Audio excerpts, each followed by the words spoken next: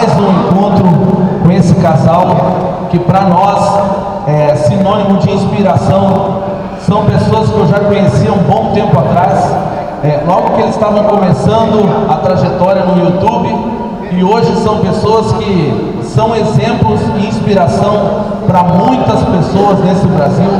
Eles têm, eu nem sei mais quantos mil seguidores, porque eu acho que nem eles olham mais, eles não têm noção de quantas pessoas eles inspiram pelo mundo afora. Não dá para dizer mais que é Brasil, porque ele com seus toques de trabalho, né? Ela como mãe, como ajudante, deve ter aprendido muito com esse cara também, né? E mais o filho, que vê o exemplo do pai e da mãe, né? Deve ser um orgulho para ele. E eu gostaria que todos que estão aqui, o público vai chegando aos poucos, mas que vocês recebessem de pé esse casal que vem lá de Araranguá para falar um pouco com a gente das suas trajetórias, do que fizeram, do que não fizeram. Então recebam com todo carinho Reginaldo, Andrea e Renan, a família BL.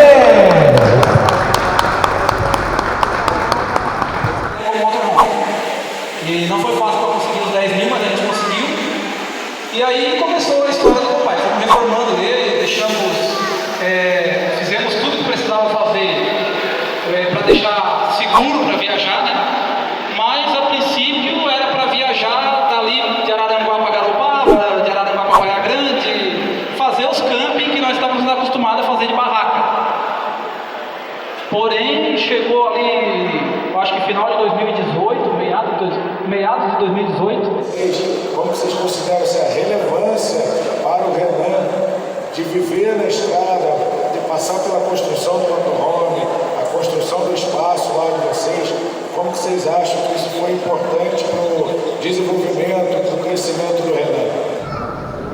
Sobre essa parte do desenvolvimento, isso foi uma coisa que a gente trabalhou também em nós, na nossa família, porque a princípio você tirar uma criança da escola e educá-la em casa, isso parece uma coisa tão estranha e surreal que é assustador no começo, mas com muita pesquisa, com muito trabalho, a gente percebeu que isso era possível, não só possível, como era muito eficiente. Como a gente viu exemplos de crianças muito desenvolvidas, crianças que não sentem nenhum problema, nenhuma falha no desenvolvimento, porque a socialização que acontece na escola, ela acontece em qualquer lugar. Ela acontece com a família, com os amigos, ela acontece com os colegas, e com as crianças da própria rua. A gente não sente nenhuma falha na educação do Renan, na educação completa, tanto física como emocional, social, psicológica e científica. A gente não consegue ver nenhuma perda nesses sentidos.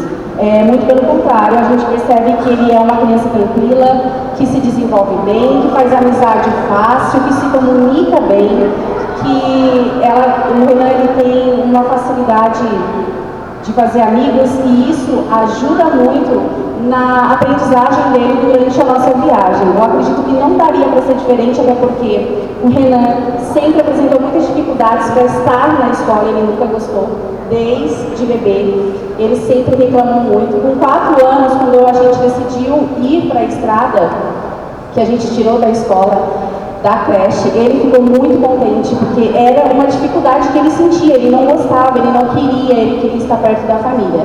Então, o homeschooling, que é o que a gente faz com o Renan hoje, é uma possibilidade muito interessante para famílias que têm tempo, para famílias que podem se dedicar a isso, porque é uma responsabilidade muito grande, é uma responsabilidade familiar que não dá para deixar de lado. Então, quando se opta a fazer isso, a família tem que estar consciente do tamanho da responsabilidade.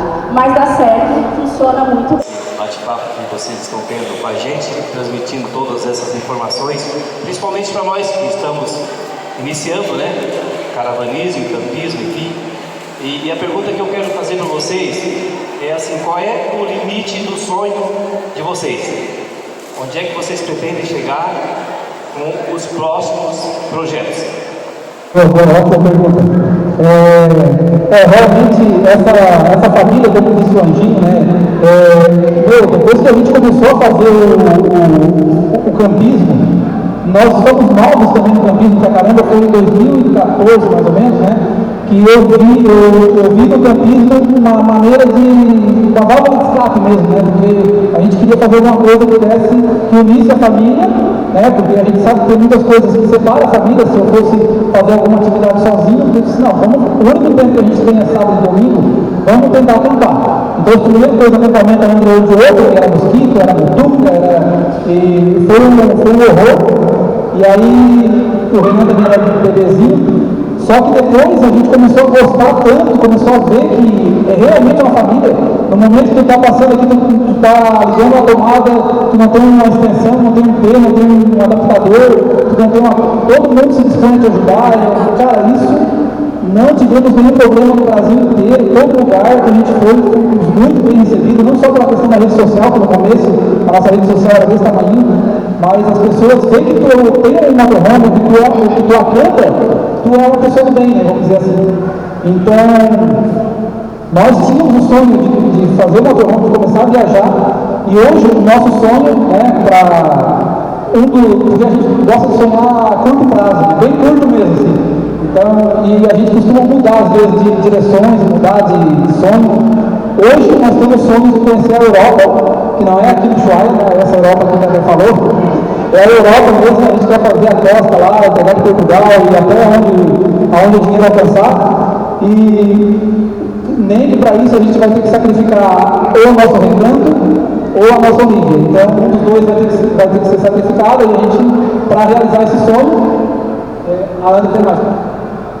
Só que assim, para chegar na Europa, primeiro tem que chegar no Ushuaia, porque vocês não imaginam como é um grande desafio para nós. A gente é bem medroso, a gente tem medo de vento, a gente tem medo de dormir em lugar sem iluminação, lugar escuro, lugar sozinho.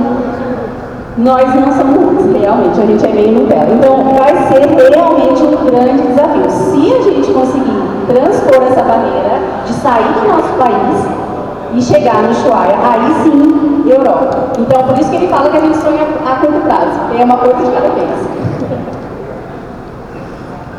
Inclusive, falando de medo e tudo, né, a gente está falando, se não amarelar, a gente vai até o Ushuaia, e se não amarelar, a gente vai até o Peru. Fazer o outro lado, fazer um pedacinho da carretera austral, subir, conhecer todas as cordilheiras e até o Peru, e depois entrar lá no Acre. Mas isso tudo depende não só de nós amarelar, mas também a gente faz os planos e Deus faz outros. Então não dá para a gente ter certeza de nada. Boa noite. Nico e Gilberto, nós somos seguidores, somos de Garuva. Nós seguimos vocês desde o começo e gostamos muito de acompanhá-los. Uma pergunta que eu gostaria de fazer é se nesse tempo na estrada teve algum momento que vocês correram um risco ou um perigo, tiveram medo de alguma coisa especial. Obrigado, então, nós até temos um vídeo no canal que a gente fala dos sustos, né? Os sustos da viagem de 2019. Eu acho que risco nós não corremos, não sentimos assim que estava correndo risco de alguma maneira. Todos os lugares que a gente passou foi tranquilo, assim. Claro que a gente fugiu de capitais, na região metropolitana. Nós ficamos em Aracaju um tempo, mas era num espaço que alguns já conhecem, onde tem vários motorhomes, um ponto de apoio na orla de Aracaju. Eu acho que foi uma das cidades grandes que nós ficamos mais tempo, mas o resto a gente procurava aqui em lugares, cidades pequenas e tal. Então, dos sustos, eu acho que a gente levou, mas foi mais coisa da nossa cabeça mesmo. Tu estacionar o motorhome no lugar à noite e achar que aquele lugar não está legal, e outro dia de manhã tu vê que o lugar não era tranquilo. Mas só que à noite tu fica mirabolando um monte de coisa na tua cabeça, assim, e acaba nem dormindo porque achando que aquilo não é legal. E do lado do Capitólio também. Então, a maioria das vezes que a gente sentiu medo, realmente não era um risco verdadeiro, era medo porque a gente é medroso mesmo, de não querer dormir no escuro, de estar muito ventoso, a gente está com medo. Mas a única vez que a gente sentiu que teve um risco, mas a gente não sentiu, foi lá em Minas Gerais, que a gente estacionou na praça, na frente da igreja, a uns 2 quarteirões do Banco do Brasil. Inclusive, a gente tinha cogitado a hipótese de dormir lá, porque na frente tem uma delegacia, a gente cogitou a hipótese de dormir lá. E naquela noite foi estourada a agência com bomba, teve tiroteio, a polícia não pôde sair do posto porque eles começaram a atirar dentro do posto. E a gente estava na praça, que foi o caminho onde essas pessoas passaram atirando, inclusive atiraram na placa, do ladinho do nosso motorhome. Só que a gente não viu nada, a gente não ouviu nenhum tiro, a gente não viu absolutamente nada. Então talvez ali fosse um risco, mas a gente não viu. Eu acredito que Deus colocou um sono pesado na gente naquele dia, justamente para a gente não sair do veículo. Porque eu percebi que de repente eles viram que era uma família dentro do motorhome e só passaram batido, sabe? Eu acho que foi a única vez. Ô Júnior, e sorte dos ladrões que eles não, que eu não vi nada, né? Porque senão eles se ralar. Mais saudade de vocês, assim que voltarem, pretendem voltar a esse local. Gostei da voz do locutor de FM na madrugada, hein? Assim, Júnior, pessoal, eu acho que tem percepções diferentes aqui entre eu e a André, de lugares que a gente um gosta mais de um, outro gosta mais do outro. Mas uma coisa que a gente aprendeu na estrada foi que o lugar, às vezes, não é muito importante no final das contas, né? Mais é aquela jornada de chegar até o lugar. E também tem lugares que as pessoas falam para nós, vai lá em tal lugar que é lindo, maravilhoso. E a gente chega lá e a nossa visão do lugar é outra, totalmente diferente, e vice-versa também, né? Teve lugares que a gente se decepcionou, e teve lugares que a gente amou e nem era tão conhecido assim, nem era tão famoso, e outras pessoas disseram que era feio. Mas eu acho que eu gostei muito, assim, acho que de repente é uma unanimidade aqui ou não, mas o litoral de Alagoas para nós era uma praia mais linda do que a outra, era uma praia mais gostosa que a outra, um clima muito bom, não senti nenhuma dificuldade de parar em nenhum lugar. Claro que a gente está falando da experiência de 2019, de lá para cá o movimento do motorhome cresceu muito, então tem muita gente na estrada, graças a Deus, né? E isso é bom, mas isso também é ruim, porque tem vários lugares aí que a gente já sabe que está sofrendo, está sendo trancado e tal, para motorhome, por causa de alguns incidentes. Mas naquela época a gente foi bem recebido em todo lugar, gostamos de todo o Nordeste, de todo lugar que a gente passou, não teve nenhum lugar que a gente disse assim, não, aqui, sei lá. Então, o litoral de Alagoas para mim foi o melhor, assim. Um outro lugar que a gente lembra com carinho é na Chapada Diamantina, lá na Bahia. A gente ficou vários dias lá porque o nosso motorhome, a nossa geladeira do motorhome estava com problemas, a gente ficou aguardando lá o motor. E a gente fez muita amizade por lá, porque os lugares, às vezes, não são tão importantes, porque o que vai fazer o lugar ficar bom, de repente, as pessoas que tu conhece. É aquela interação, aquela amizade que tu faz, que vai fazer o lugar ficar ainda mais bonito e ainda melhor. Então, esses dois lugares, Alagoas e a Chapada Diamantina, realmente foram lugares que marcaram. Eu gostei muito, foi de Chapada Diamantina e lá de Capitólio, que é muito lindo. Capitólio lá em Minas Gerais, né? Então, a gente fez, nós fizemos aquele trajeto que pegamos o litoral todo até Jericoacoara, lá no Ceará, e depois voltamos pelo meio do Brasil. Tanto o litoral que a gente foi, quanto o meio do Brasil é tão lindo assim, que são muitos lugares. Eu acho que um ano, porque quando nós saímos de casa com a ideia de um ano, parecia um absurdo. Nossa, um ano na estrada, quando a gente fala, ainda tem gente que se assusta. Vocês ficaram um ano, cara, um ano... Eu acho que dava para ter ficado um ano em cada estado. Não dava, nós fizemos de 16 estados correndo, assim, muito rápido. Mais perguntas? Colecionador de pedras. O que você já encontrou por aqui, Renan? Eu já encontrei ametista, quartzo verde, quartzo azul e lápis azul. E o citrino. No Renan, muita gente me fala, não posso levar essa vida que você leva porque eu tenho filhos. A gente até está vendo várias crianças aqui, mas o que vocês conseguem passar aí para a galera que está assistindo sobre incentivar os casais que têm filhos a pegar a estrada? Então, pessoal, assim, falando, Anjinho, sobre criança, cara, foi assim, nós com o Renan, A primeira acampada, nós compramos a barraca, montamos na sala do apartamento, o Renan tinha, André melhor de idade, 1 ano e meio. Aí a gente dormiu com ele, eu dormi com ele lá um dia para ver se ele se acostumar e tal, e saímos para acampar a 8 quilômetros da nossa casa, 8 quilômetros lá no camping do Mosquito. Mosquito ele não tem, ele abre o zíper da barraca e entra. Aí, só que era pertinho de casa, então qualquer coisa que acontecesse e tal, a gente tinha como voltar, porque nós não tínhamos experiência nenhuma no acampamento, não sabíamos o que ia ser. Mas o segundo e o terceiro, e fomos, nós acampávamos, tinha ano de nós acampar, sei lá, 10 vezes no ano, assim. Chegamos a ficar 10 dias de barraca, foi mais de 10, acho que foi 10 máximo. 10 dias de barraca, com a barraca em Urubici, pegamos menos 5 graus, menos 5, a barraca branquinha assim por dentro, o Renan, eu acho que era o tamanho dela assim, ó.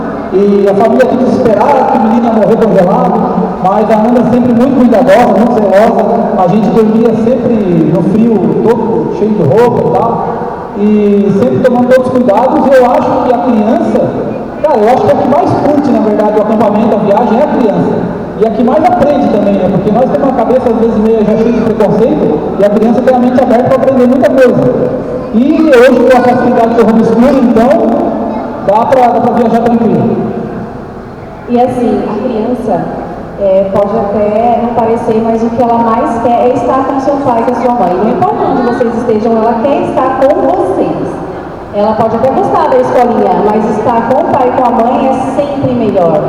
Então, para qualquer lugar que vocês forem, vocês podem levar seus filhos, que vai ser bom, vai ser divertido. Você tem sempre que ter responsabilidade, mas isso é em qualquer lugar, não é só num acampamento, numa viagem. A responsabilidade de pai e de mãe, ela é em todos os momentos da vida, né?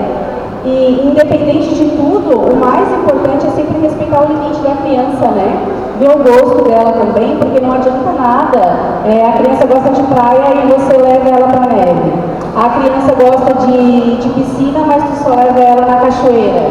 Então tem que ter uma mesclagem aí, tem que favorecer também o gosto da criança. Isso também é muito importante. E também eu acho muito importante, particularmente, eu considero muito importante manter a alimentação próxima daquilo que ele tem costume em casa. Porque fugir muito da alimentação, principalmente quando a criança é pequena, a criança sente bastante. Então, fora isso, todo o resto vai ser só alegria. Mais alguém aí, pessoal?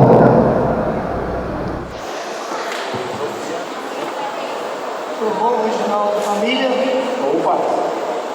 Em primeiro lugar, eu sou testemunha que vocês são pessoas do bem. Que vocês não conhecem muito nós e receberam um recanto maravilhoso como se fossem irmãos. Vocês são do bem. E isso é muito importante nessa caminhada. Porque quem faz gratidão, recebe gratidão. E aí eu quero fazer uma pergunta no sentido assim, o que é o limite? O limite é conhecer lugares, conhecer pessoas. O limite é ser exemplo.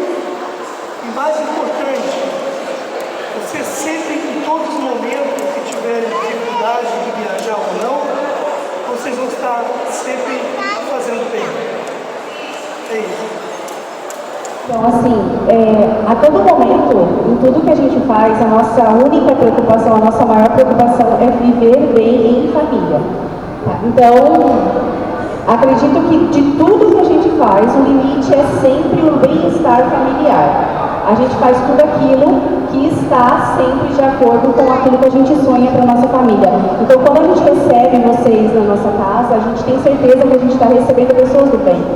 Pessoas que buscam na estrada, no caravanismo, uma possibilidade de viver melhor, de se encontrar, de se unir como casal, como família. E então, assim como a gente já buscou isso um dia no campismo, eu acredito que a maioria busca no caravanismo essa união de cônjuge, essa união familiar. Então, mas de qualquer forma, a gente não faz nada, a gente não filma, a gente não recebe, a gente não vai a lugares, nada daquilo que a gente acha que vai atrapalhar, que vai interferir na nossa relação como família. Não sei se eu respondi a tua pergunta. Mais alguma pergunta? Então, gente, mais alguma pergunta?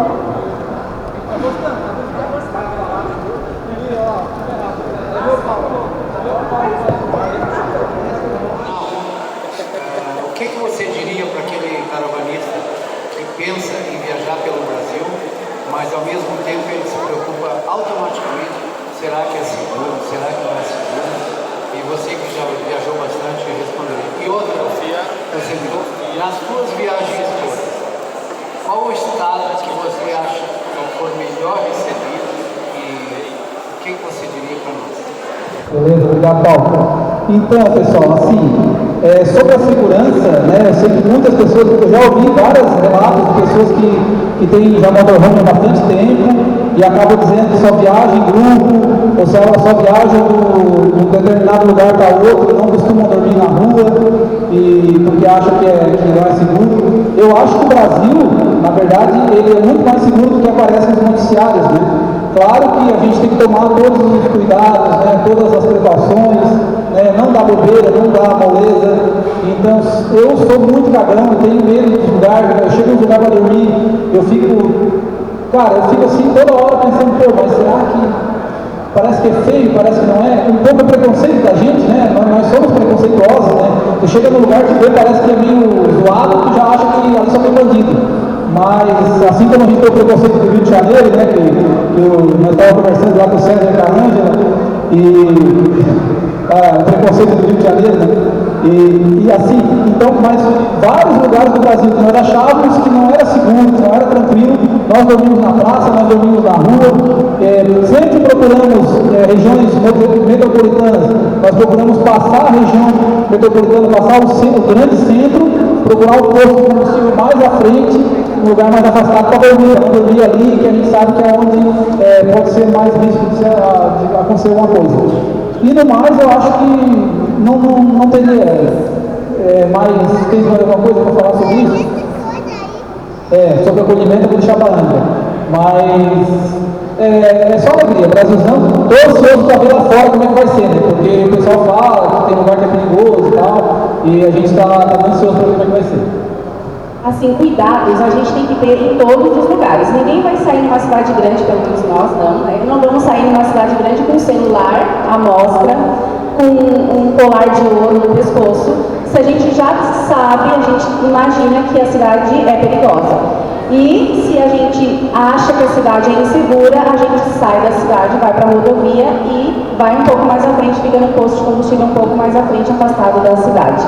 Mas sobre acolhimento, a gente foi sempre tão bem acolhido em todos os lugares, talvez pelas nossas redes sociais, mas em todos os lugares que a gente foi, em todas as cidades, sempre fomos muito bem acolhidos. Não consigo lembrar de nenhum estado, de nenhuma cidade em que a gente foi maltratado ou que a gente foi mal visto em algum momento. Eu acredito que fomos bem acolhidos em todos os lugares e se a gente desligar um pouquinho a TV, parar de ver tanto noticiário, eu acho que aí assim a gente vai conseguir ver o Brasil e sentir ele como ele realmente é, porque nós somos pessoas boas, a maioria são pessoas boas. É um ou outro que faz uma coisa errada, né? Então, cuidado é em todos os lugares. Cidades grandes, cidades pequenas, tomem cuidado. Não vão dormir em lugares que vocês não se sintam seguros, rodem um pouco mais, se afastem um pouco mais daquele lugar. Mas isso não pode, de forma nenhuma, impedir vocês de viajar. Não fiquem presos a coisas que vocês veem na TV. Vão viver a história de vocês, vão ver com os próprios olhos. Vão lá sentir o que a gente sentiu, vão lá ver o que a gente viu. E aí sim, só assim vocês vão saber que o Brasil é realmente muito maravilhoso, muito lindo e só tem muito mais coisas boas do que coisas ruins. Só complementar a Ana aqui rapidinho, duas situações. Uma foi em Aracaju, nós estávamos lá já fazia 10 ou 15 dias, Aracaju é uma cidade bem grande, né?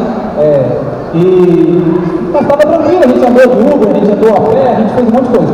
Aí decidimos ir na pizzaria comer uma pizza, chegamos lá, a TV estava ligada naqueles programas lá que parece que vai correr sangue dos botões. Rapaz do céu, cara, falei pra mim, vamos embora desse lugar, só tem bandido aqui, pô.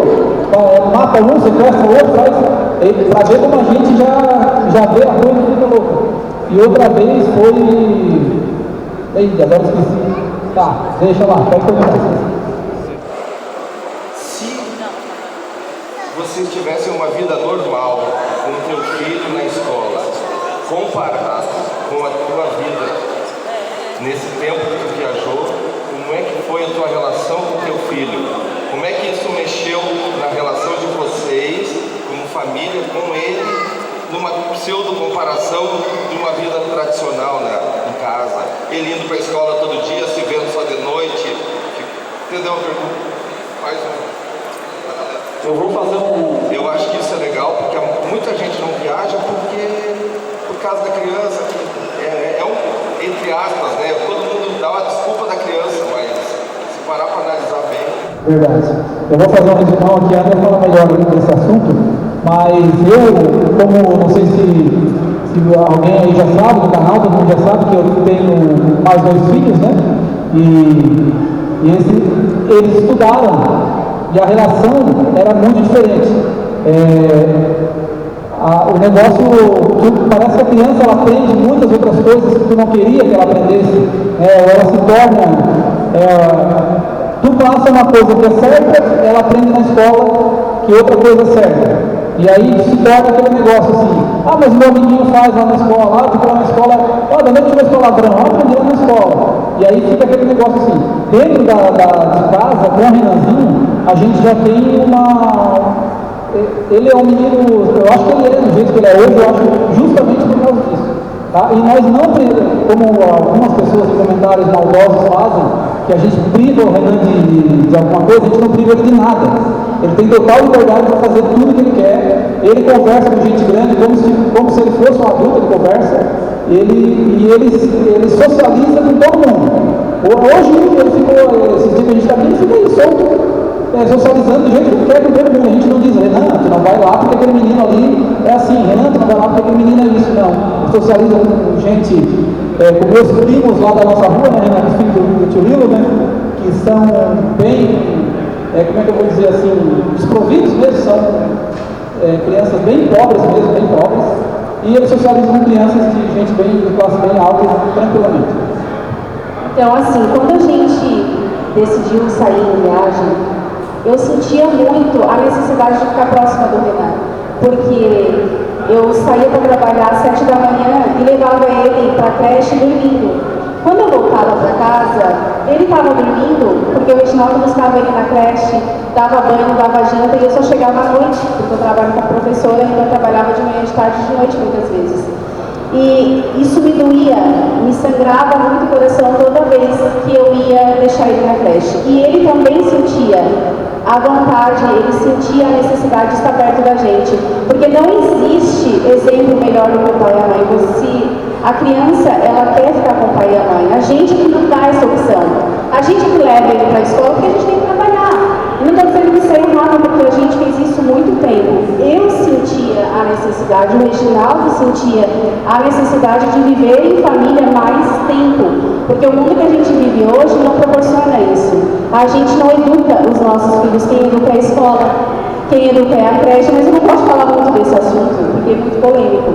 E tem muitas ideias diferentes sobre isso, tá? Então, assim, esse era o nosso sentimento.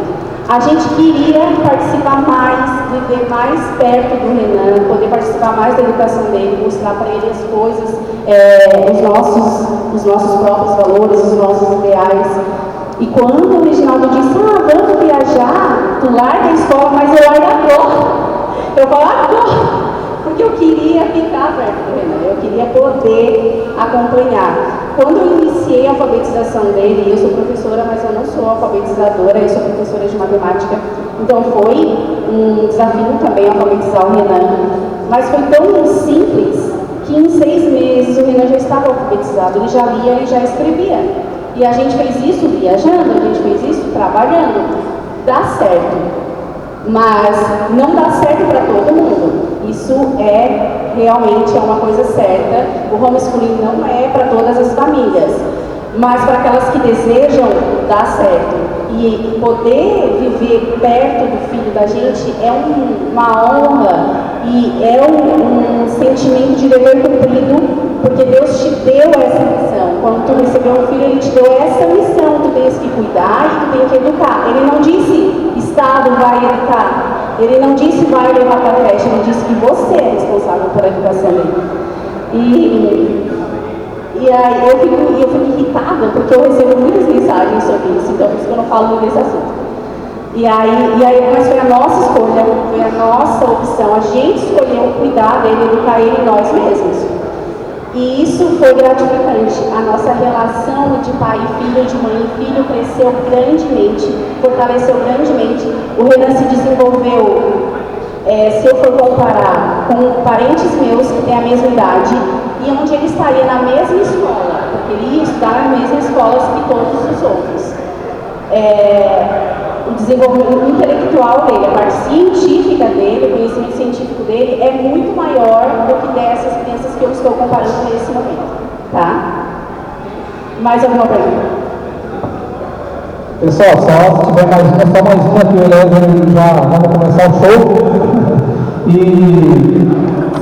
antes de encerrar, pessoal, queria primeiro agradecer a todos vocês por estar aqui, disponibilizando esse tempo, de vocês estar aqui escutando nós falando, e dizer assim que com certeza tem histórias muito mais incríveis aí do que aqui. Todo mundo tem a sua, cada uma com a sua peculiaridade, todo mundo tem a sua história. Nós temos muito mais história por trás disso tudo. Tem histórias que a gente não conta nem no canal, ninguém sabe. E, por exemplo, eu já falei também que a Andrea, quando nós casamos, eu tinha 2 crianças pequenas, oriundas de outro casamento, nós estamos juntos há 16 anos. 17? Já? Eita! 17 anos então. E Vinícius e Capri, Vinícius tinha, ela é boa de comer, não, vamos lá, 5, Capri 7. Então eles vieram morar comigo e eu disse, tu quer morar conosco? Porque assim, eu tô cuidando dele sozinho e eu tô apertado aqui e tal, a gente foi indo.